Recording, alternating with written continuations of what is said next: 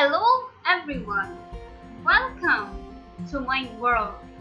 Today we'll be doing the first chapter, classification of biology. So let's begin our today's class. But before we begin, I have a question.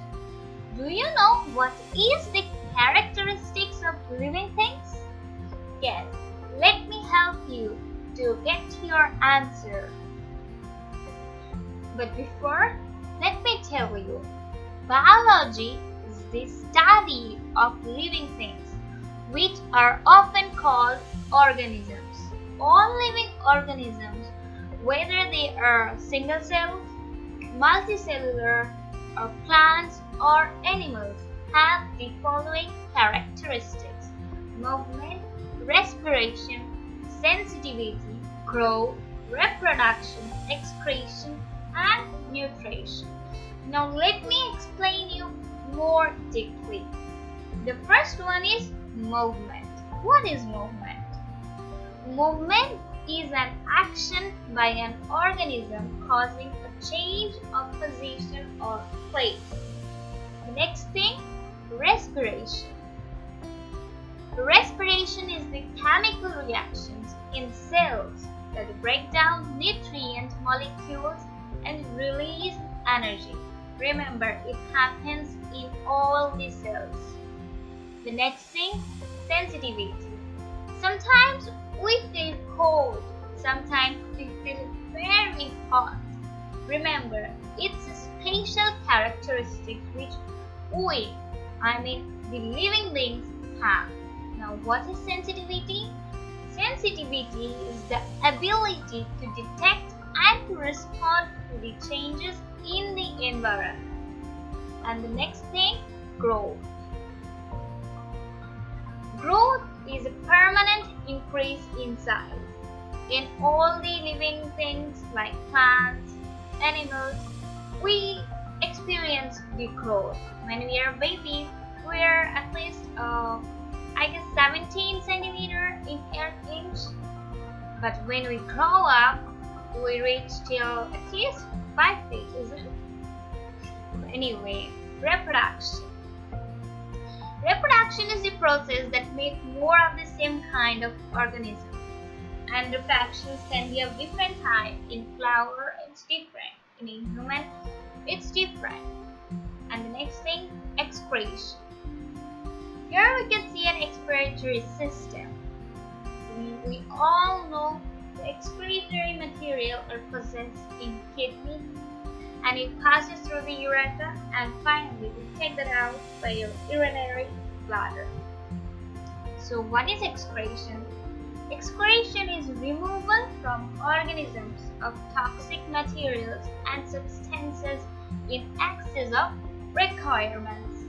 Lastly, we have nutrition.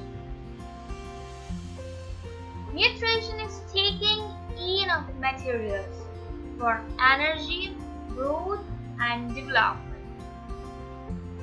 We all know that plants doesn't take carrots, cucumber, or onions or avocado like us for their vitamin, but they do also take some organic materials like water, minerals from the soil, etc.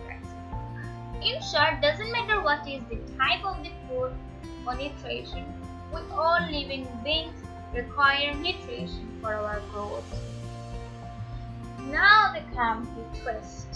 Remembering all these 7 characteristics, it's quite hard, isn't it? But let me help you.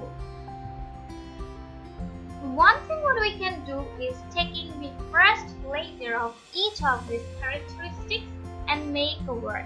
So let's see what this word will be.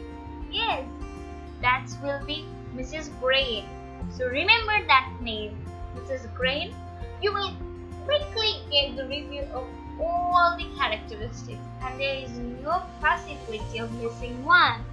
Remembering what such things in this way is called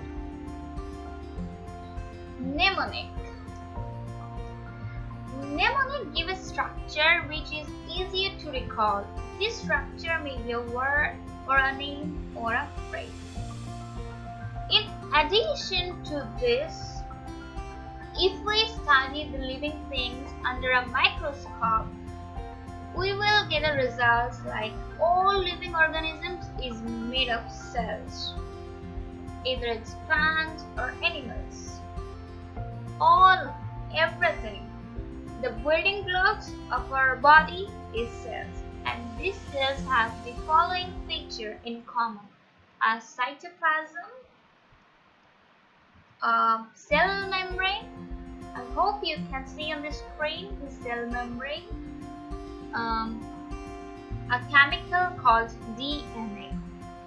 A DNA is deoxyribonucleic acid, which makes up their genetic material. It's a coding. About the DNA, we will explain more deeply in chapter 4. The next thing is ribosomes. Ribosomes are used for making proteins inside the cell. And lastly, we find enzyme. Hopefully, it was very helpful to you. So, what are you waiting for? Stay tuned.